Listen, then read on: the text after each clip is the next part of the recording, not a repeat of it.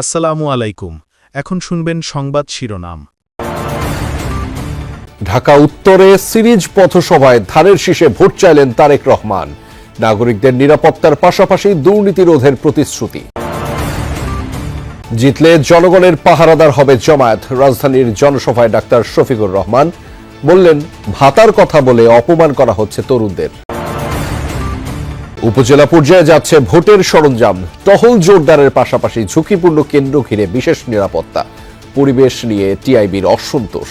এতক্ষণ শুনছিলেন সংবাদ শিরোনাম, এবার বিস্তারিত। 12 ফেব্রুয়ারি ধানের শীষে ভোট দিয়ে দেশ পুনর্গঠনের সুযোগ দিতে ঢাকাবাসীর প্রতি আহ্বান জানিয়েছেন বিএনপির চেয়ারম্যান তারেক রহমান।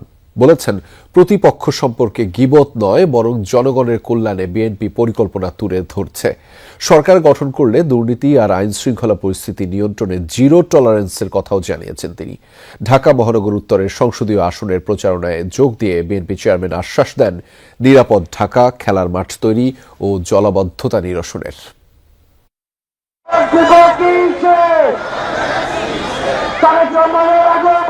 12 ফেব্রুয়ারি নির্বাচনের কাউন্টডাউন শুরু। দেশের নানা প্রান্তে নির্বাচনী প্রচারণা শেষে এবার ঢাকার পথে পথে তারেক রহমান। ঢাকায় 2 দিনের প্রচারণার প্রথম দিনে বিএনপি চেয়ারম্যান মহানগর উত্তরের সংসদীয় আসনগুলো চষে বেড়ান।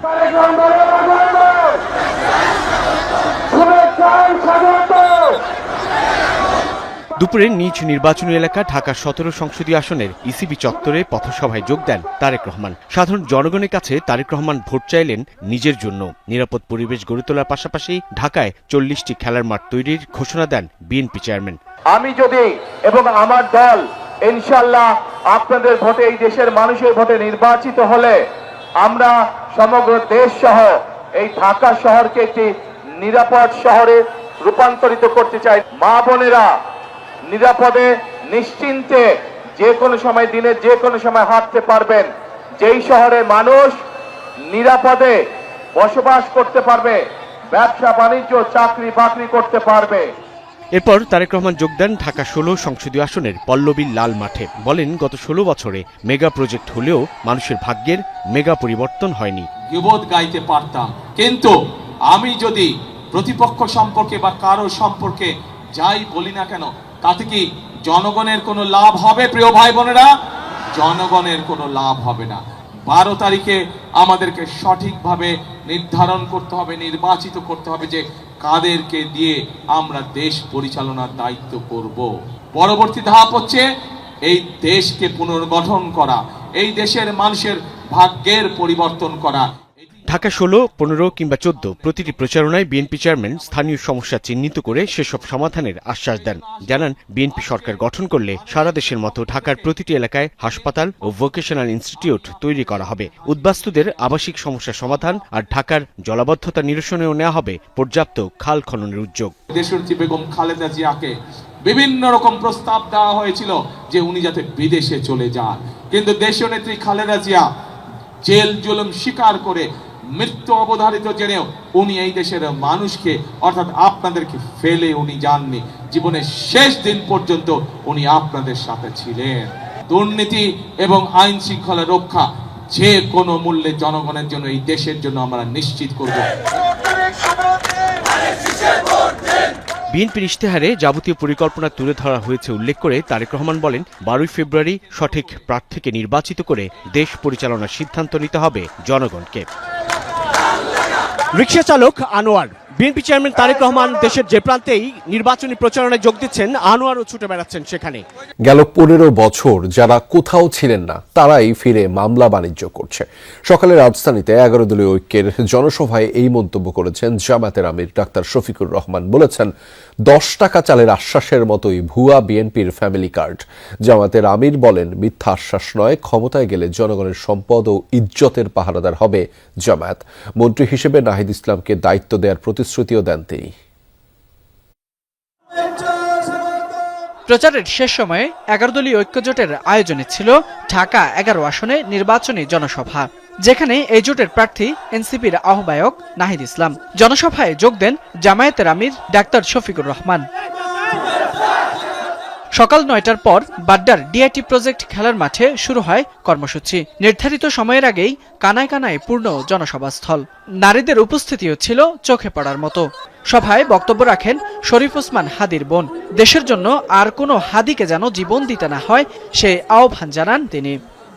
আমরা কি এই হত্যা আরো চেয়েছি?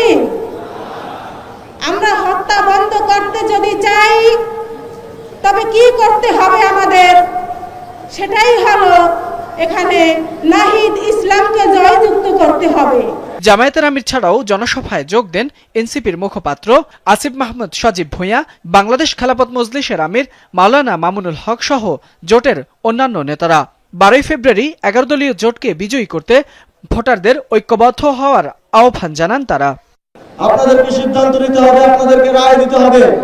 গণতন্ত্রের পক্ষে, ইনসাফের পক্ষে, ন্যায়ের পক্ষে, আপনাদের মুক্তির পক্ষে আপনাদেরকে এমন নেতৃত্ব বেছে নিতে হবে যারা আপনাদেরকে নতুন বাংলাদেশ উপহার দিবে। গণভোটে নির্ভীক চিত্তে, অকুণ্ঠ চিত্তে, স্বতঃস্ফূর্তভাবে গোটা বাংলাকে নিরঙ্কুশভাবে বিজয়ী করতে হবে ইনশাআল্লাহ। নির্বাচিত হলে ঢাকা 11 আসনের বিদ্যমান সমস্যাগুলো সমাধানের আশ্বাস দেন নাহিদ ইসলাম। এই অঞ্চলের অর্থনৈতিক বৈষম্য আমরা দূর করব ইনশাআল্লাহ। এই অঞ্চলের নাগরিক সুবিধা আমরা নিশ্চিত করব। যে সকল মানুষ ভূমি হারিয়েছে তাদের ভূমি আমরা ফিরিয়ে দেওয়ার ব্যবস্থা করব, নতুবা তাদেরকে আমরা ন্যায্য মূল্য পাইয়ে দেওয়ার ব্যবস্থা করব। এই ভূমিদস্যুদের সিন্ডিকেট ঢাকা 11 থেকে আমরা চিরতরে নির্মূল করব ইনশাআল্লাহ। প্রধান অতিথির বক্তব্যে জামায়াতের আমির ডাক্তার শফিকুর রহমান বলেন, 10 টাকা চালের আশ্বাসের মতোই ভুয়া বিএনপির ফ্যামিলি কার্ড। 10 টাকা শের দরে চালকে এখনো পেটের ভিতর গরম রয়েছে, ফাঁপা যায়নি। এখন আবার নতুন করে এই কার্ড সেই কার্ড, গাঁঠে গাঁঠে কার্ড, এই সব কার্ড হইল ভুয়া কার্ড। যেমন 10 টাকা দরের চালের আশ্বাসটা ছিল ভুয়া, এই কার্ডগুলা হইল সেই রকম ভুয়া। এইসব ভুয়া কার্ডকে আগামী 12 তারিখ জনগণ ইনশাল্লাহ লাল কার্ড দেখাবে। তিনি আরো বলেন, 15.5 বছর যারা কোথাও ছিল না তারাই এখন ফিরে এসে মামলা বাণিজ্য আর চাঁদাবাজি করছে।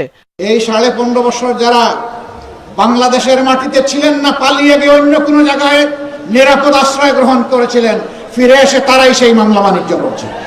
আমরা কি আমাদের সন্তানদেরকে বুকে নিয়ে জুলাই মাসে এই জন্য লড়াই করেছিলাম যে এখানে পুরাতন চাঁদাবাজের বদলে নতুন চাঁদাবাজের জন্ম হবে, মামলাবাজের জন্ম হবে, ভূমি দখলবাজের জন্ম হবে, ভূমি দস্যুদের জন্ম হবে।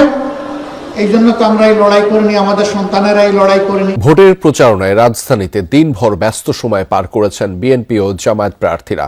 নির্বাচিত হলে নাগরিক সমস্যাগুলোকে ধরে ধরে সমাধানের আশ্বাস দিয়েছেন সবাই। নির্বাচনে লেভেল প্লেইং ফিল্ড নেই বলে অভিযোগ নাসির উদ্দিন পাটোয়ারির, যদিও তার প্রতিপক্ষ মির্জা আব্বাস এই অভিযোগ উড়িয়ে দিয়েছেন। যোগ্য ব্যক্তিরাই সংসদে যাবেন বলে মত রাজধানীর ভোটারদের। প্রচারণায় সামনে বাকি মাত্র একটা দিন। বেশ ব্যস্ত সময় কাটছে এখন ভোটে দাঁড়ানো প্রার্থীদের। ভোটাররাও মুখিয়ে আছেন ভোট দিতে। নাগরিক সমস্যাগুলো জানেন, বোঝেন এমন মানুষকেই সংসদে দেখতে চায় নগরের মানুষ। আসক আর পাল্লা আসক, যে আসক, এনজিবি আসক, যে আসক, আমাদের একমাত্র টার্গেট হলো রাস্তা, কলেজ আর মানুষ সেবার জন্য।